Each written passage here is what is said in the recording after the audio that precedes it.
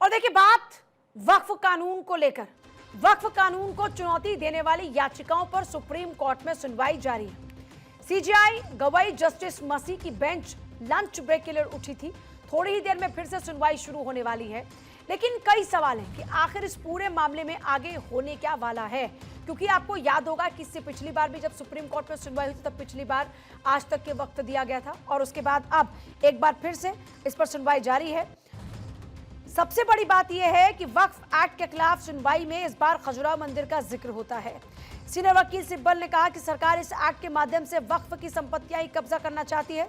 उन्होंने कहा कि वक्फ का अर्थ होता है अल्लाह के लिए समर्पण। अगर कोई अपनी वक्फ में संपत्ति देता है तो वो एक तरह से सीधे तौर पर अल्लाह के लिए समर्पित संपत्ति रहती है। यहाँ पर ये दलीलें पेश की जा रही है। वक्फ संशोधन अधिनियम को चुनौती देने वाली याचिकाओं पर सुप्रीम कोर्ट में फिर से सुनवाई शुरू हुई। मामले की सुनवाई पूर्व चीफ जस्टिस संजीव खन्ना कर रहे थे और उन्होंने अपने रिटायरमेंट से पहले मौजूदा सीजेआई बीआर गवई की बेंच को केस सौंपा था। याचिकाकर्ताओं का पक्ष सुनते हुए सीनियर वकील कपिल सिब्बल ने कहा कि सरकार इस एक्ट के माध्यम से वक्फ की संपत्तियां ही कब्जा करना चाहती है और पिछली बार भी यही दलील दी गई थी। उन्होंने सीधे तौर पर कहा कि कोई वक्फ में अपनी संपत्ति देता है तो वो एक तरह से अल्लाह के लिए दान है और इसका इस्तेमाल नहीं बदला जा सकता। वक्फ की संपत्ति को ट्रांसफर नहीं किया जा सकता। एक बार जो संपत्ति वक्फ रहती है वो हमेशा वक्फ ही कहलाती है और उसमें कोई बदलाव संभव नहीं है। लेकिन इस बार केस की सुनवाई के दौरान में खजुराहो मंदिर का जिक्र होता है। एक दलील में प्राचीन स्थलों को लेकर कपिल सिब्बल ने जिक्र किया, कहा कि कुछ ऐतिहासिक स्मारक हैं, उन्हें पहले जब सरकार के नियंत्रण में लिया जाता था तब भी उनका वक्फ का दर्जा खत्म नहीं होता था।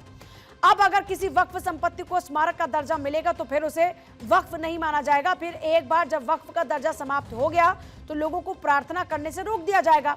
इस तरह स्वतंत्रता के साथ उपासना करने का अधिकार प्रभावित होगा।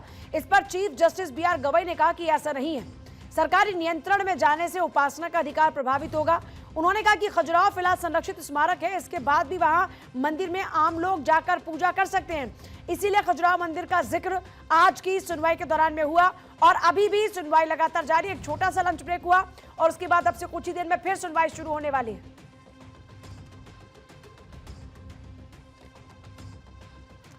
कपिल श्रीवास्तव प्रवक्ता समाजवादी पार्टी हमारे साथ में, Ashwini Dubey advocate supreme court हमारे साथ में और दूसरा सुमित भी मेरे साथ में इस वक्त जुड़ गए हैं, लीगल एडिटर हमारे। सुमित, आपसे कितनी देर बाद सुनवाई शुरू होने जा रही है और आज की सुनवाई में क्या कुछ मुख्य पॉइंट्स? देखिए पूजा, दोपहर 2 बजे लंच ब्रेक के बाद सुनवाई शुरू होनी थी, लेकिन अब से कुछ ही देर में यानी कि 1-2 मिनट का समय है जबकि दोबारा सुप्रीम कोर्ट में सुनवाई शुरू हो जाएगी। आज की जो सुनवाई शुरू हुई उसी दौरान जो है वो केंद्र सरकार ने याचिकाकर्ता की ओर से कल जो रिटर्न सबमिशन फाइल किया गया था, जो लिखित दलीलें फाइल की गई थी, उसका विरोध यहाँ केंद्र सरकार के वकील तुषार मेहता ने किया है।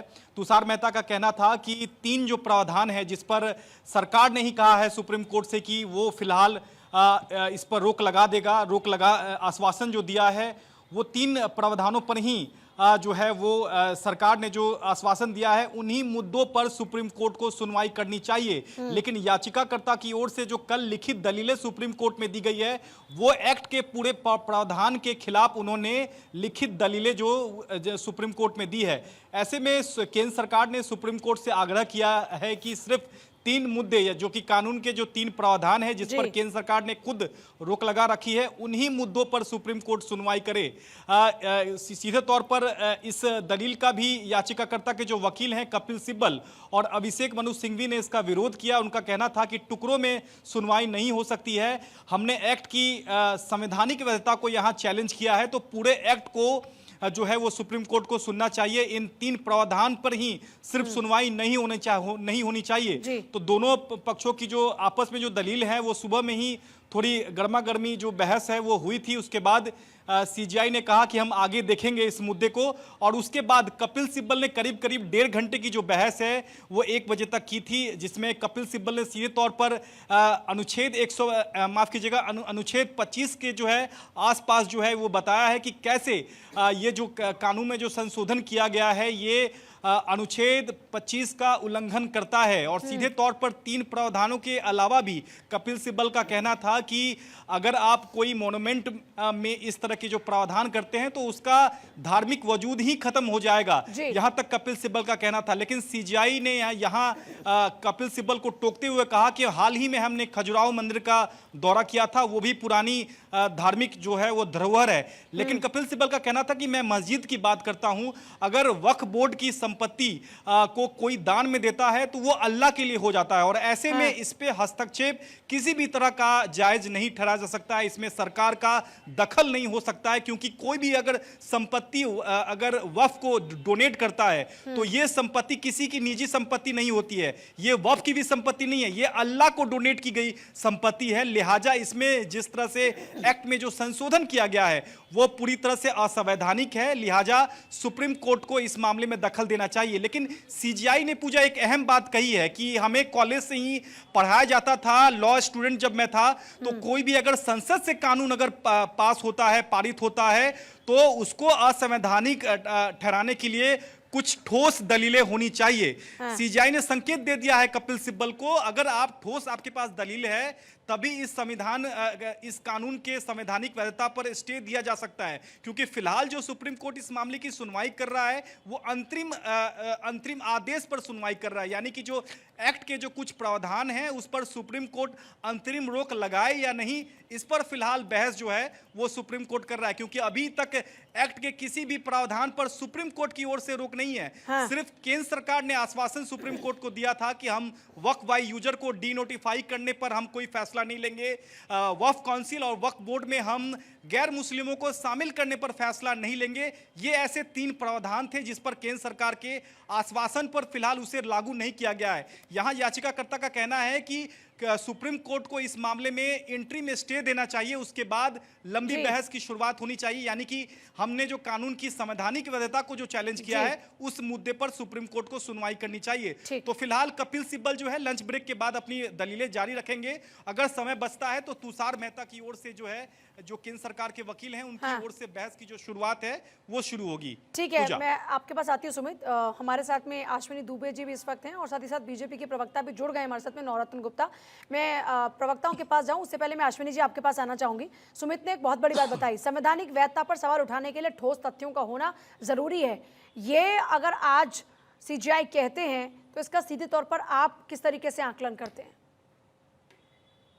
देखिए, अभी चूंकि ऑनगोइंग हियरिंग है और पिछली बार अगर आप याद करें पूजा तो 3 मुद्दों पर बहस हो रही थी। बिंदु 3 थे कि क्या कोर्ट द्वारा घोषित संपत्तियों को सुनवाई के दौरान वक्फ की सूची से हटाया नहीं जाना चाहिए, चाहे वह वक्फ लिखित दस्तावेज से या लोगों के इस्तेमाल के आधार पर, यानी जो वक्फ बाय यूजर की बात। दूसरी बात हुई थी कि जो अमेंडेड कानून है उसमें प्रावधान है कि जब कलेक्टर संपत्ति के सरकारी होने या नहीं होने की जांच कर रहा हो तब तक उसे वक्फ न माना जाए, इस नियम को लागू ना किया जाए। और तीसरी बात थी कि वक्फ बोर्ड और सेंट्रल वक्फ काउंसिल के सभी सदस्य जो है एक कम्युनिटी से, मुस्लिम कम्युनिटी से होने चाहिए, केवल जो पद के कारण सदस्य बनते हैं वे अपवाद हो सकते हैं। ये 3 बिंदु थे। तो अगर आज लेकिन जो आर्ग्यूमेंट हुई पूजा उसमें पूरे की संवैधानिकता पर जो अमेंडमेंट है उस पर प्रश्न उठना शुरू हुआ। तो कोर्ट ने सिंपल सी बात की, भाई अगर आप पार्लियामेंट द्वारा पास किए गए कानून की बात करते हैं कि वो गैर संवैधानिक है तो आपके पास तथ्य क्या क्या है? और इसीलिए आप जैसे अभी आपने अपनी बात अभी आपने खुद ही कहा कि दरगाह की और खजुराहो मंदिर की बात ऑनरेबल चीफ जस्टिस ने कहा, उन्होंने कहा भाई पूजा करने का अधिकार, जाने का अधिकार, वो भले ही उसको आर्कियोलॉजिकल सर्वे ऑफ इंडिया जो है मेंटेन करता है, लेकिन सबका अधिकार है। संभल में भी आप देखिए archaeological survey of India maintain करता है, लेकिन उसमें लोग ऑफर करते हैं प्रेयर। तो सवाल यह है कि जब आप कहते हैं कि पूरा कानून ही गैर संवैधानिक है तो गैर संवैधानिक होने के पीछे तथ्य क्या है? पहला तो ये प्रश्न। दूसरा यह है पूजा, हमारे देश में कौन सी जमीन पर विवाद है यह तय करने का अधिकार कलेक्टर को होता है। किसी भी डिस्ट्रिक्ट कलेक्टर को, डिस्ट्रिक्ट कलेक्टर ही उसको डिसाइड करते हैं कि रेवेन्यू रिकॉर्ड्स जो है वो सही है कि नहीं। तो अगर डिस्ट्रिक्ट कलेक्टर को इसमें लेकर के आते हैं तो कहां पर बुराई है? और तीसरी बात यह है कि जो पहले के प्रावधान थे उसमें यह था कि किसी भी संपत्ति को वक्फ घोषित कर दिया जाता था और वक्फ बोर्ड और ट्रिब्यूनल का डिसीजन फाइनल होता था। तो देश की जो कानूनी व्यवस्था थी, चाहे यूनियन जुडिशियरी हो चाहे स्टेट जुडिशियरी जुडिशियरी हो चाहे डिस्ट्रिक्ट जुडिशियरी हो, किसी को कोई पावर ही नहीं थी। जब हाँ। भारत संविधान से चलता है, 3 तरह की अदालतें हैं, तो अदालतों में मुकदमा जाने के बजाय वक्फ बोर्ड और वक्फ ट्रिब्यूनल में जाता था, और जो ट्रिब्यूनल ने डिसीजन ले लिया वो फाइनल होता था। हाँ। तो उसकी संवैधानिकता पर प्रश्न तो भारत जहां रूल ऑफ लॉ है वहां होना चाहिए, और इसी बात पर सुनवाई चल रही है। अब आगे देखना यह है कि ऑनरेबल सीजेआई की बेंच क्या डिसीजन करती है, ठीक। परंतु अभी मोटे मोटे यही बिंदु है। पूजा जी, कपिल श्रीवास्तव जी, इन बातों का क्या जवाब है जो अश्विनी दुबे जी ने उठाए? नहीं, अश्विनी दुबे जी ने तो सिर्फ उतना ही कहा है जो पत्रौली पे साक्ष्यों का परिशीलन वो कर रहे हैं, ये तो कोर्ट कर रही है।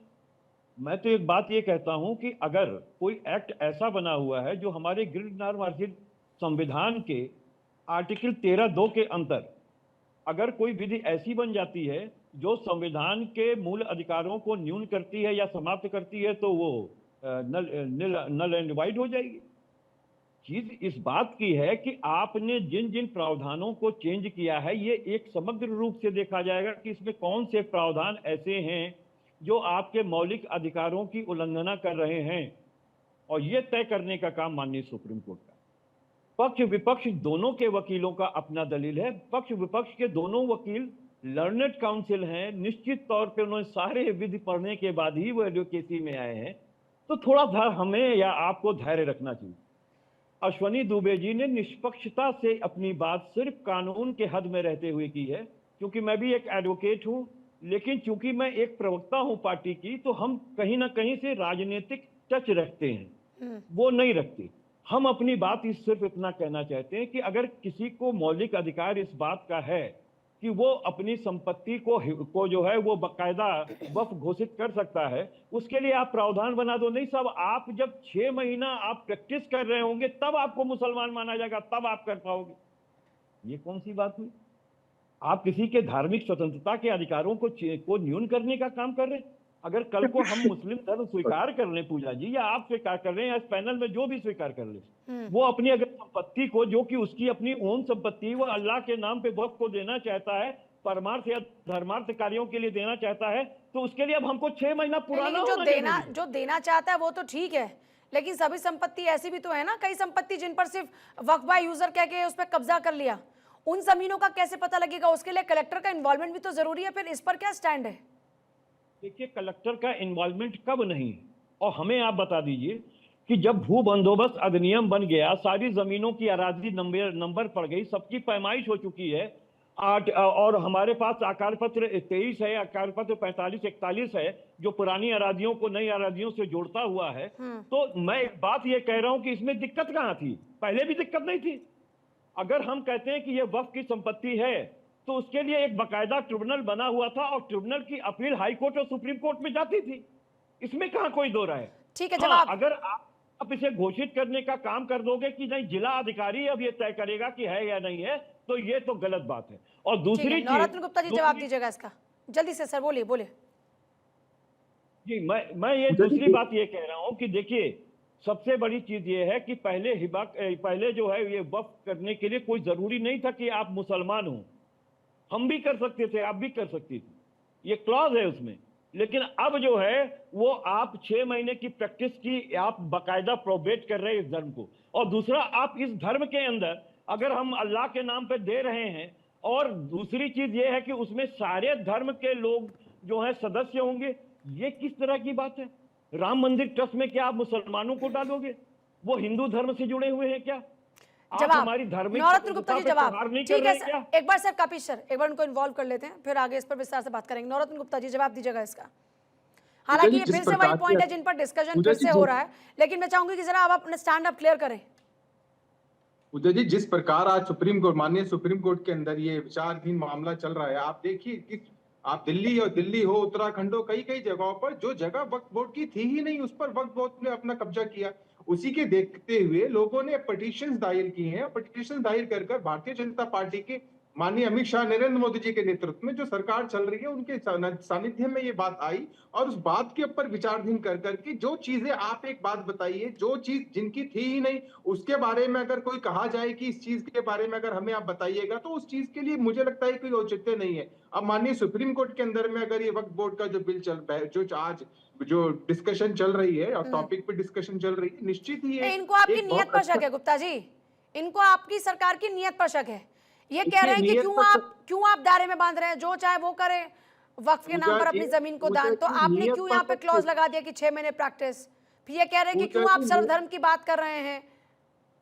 सर्वधर्म की बात कर रहे हैं, तभी तो हमने बताया ना कि इनकी नीयत पर तो जब ट्रिपल तलाक हुआ था तब भी इनके ऊपर इनको शक था, शंका थी। लोगों ने बढ़ चढ़ करके मुस्लिम महिलाओं ने उसके ऊपर समर्थन किया, तब इनके पेट में दर्द हुआ। इनके ऊपर, इनके पास भारतीय जनता पार्टी का मुकाबला करने के लिए विपक्ष के पास कोई और जवाब नहीं है। ये सिर्फ बहाने ढूंढते हैं और उन बहानों में देखते हैं कि भारतीय तो जनता ये बहाना पार्टी भी तो आप ही लोगों की आदरणीय तरफ से नरेंद्र आया ना मोदी सर। ने। अगर ये देखिए, बहाना इनको मिला तो ये भी तो आप ही लोगों की तरफ से आया ना बहाना।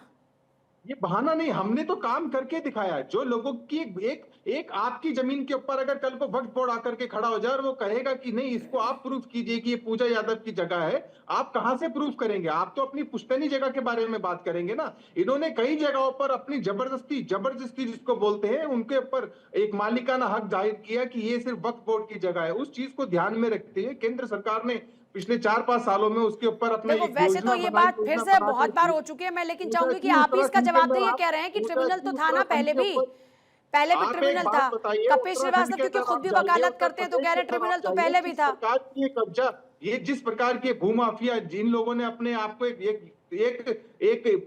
रैकेट के अंदर बांध रखा है और एक किसी की भी जमीन पर जाकर के खड़े जाते हैं और बोलते हैं आप आगे इसके बढ़िए, काउंटर दे दीजिए।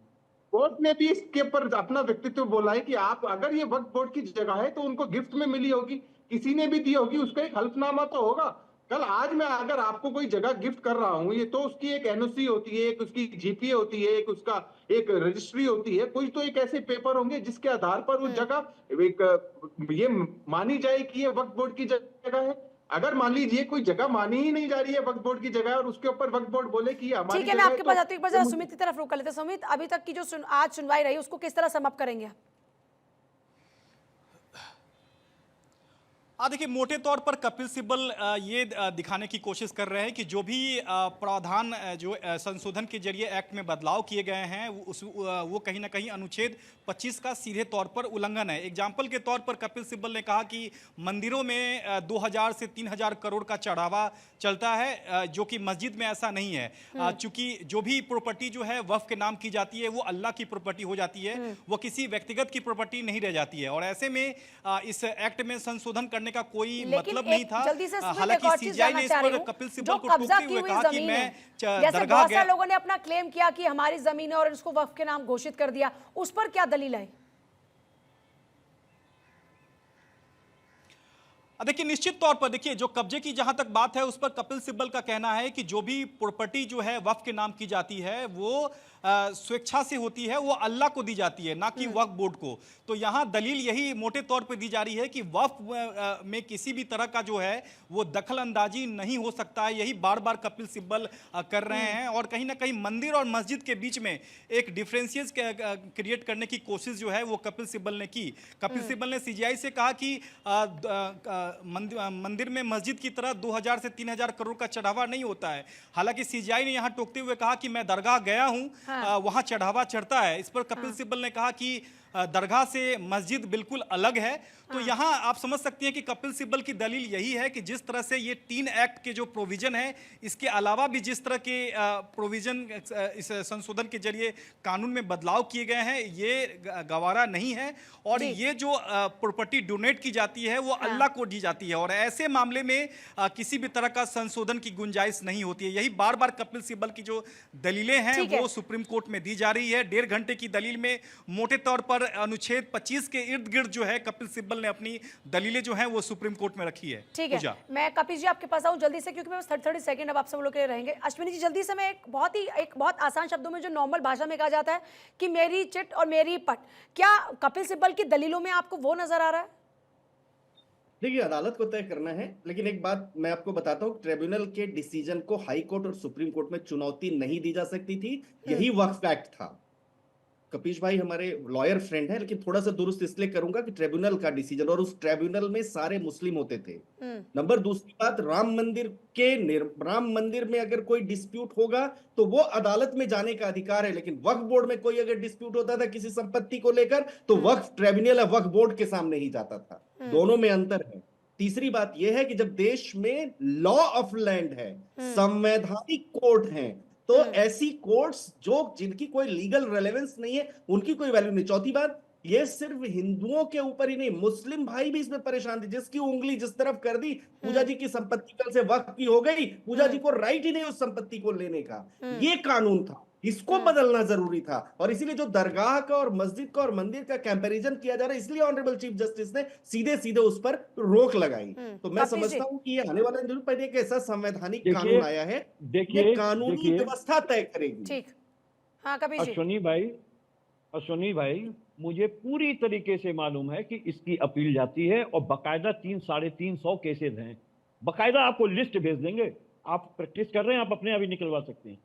मुझे आप बता दो ना कि पहले के वक्फ कानून के किस आर्टिकल में ये लिखा हुआ है कि इसका हाई कोर्ट के अंदर या सुप्रीम कोर्ट को सुनने का पावर नहीं होगा। आपको मालूम है इस संविधान के विरुद्ध तो कोई आदमी नहीं जा सकता। डिसीजन फाइनल और ना, बिल्कुल नहीं। उसके ट्रिब्यूनल का डिसीजन फाइनल होगा, लेकिन अगर उससे कोई संतुष्ट नहीं है तो उसकी अपील हाई कोर्ट और सुप्रीम कोर्ट में जाएगी। जितने भी अधिकरण होते हैं वो एक जैसे होते हैं ना। लेकिन कपिल जी, यही तो पॉइंट रखा गया था ना, जब संसद में भी चर्चा होती है तो यही बात रखी जाती है। जानकारी दुरुस्त कीजिए। नहीं तो संसद में भी तो यही पॉइंट रखा गया था ना कपिल जी, ट्रिब्यूनल को लेकर।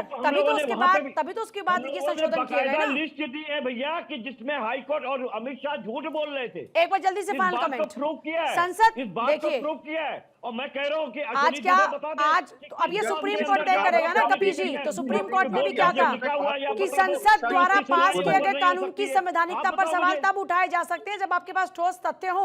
तो ये ठोस तथ्य क्यों नहीं रखे अभी तक कपिल सिब्बल ने? मैं आती जल्दी से northern Gupta ji, final comment 30 second है सर। उन्होंने दो बातें कही सर, एक सेकंड, मैं एक बार जरा उनको भी शामिल कर लूं प्लीज। हाँ, फाइनल कमेंट जल्दी बोलिए।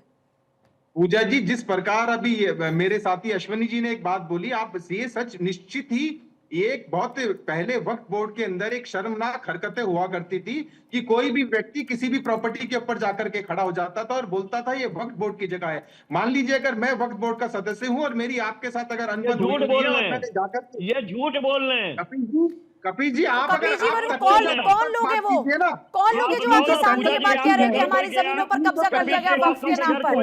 फिर वो कौन लोग हैं कपिल जी? अश्वनी दुबे के घर कोई नहीं गया। अश्वनी दुबे के जानने वाले किसी भी एक बड़ी खबर इस वक्त आ रही है सर। आप तीनों का बहुत शुक्रिया और सुमित का भी शुक्रिया।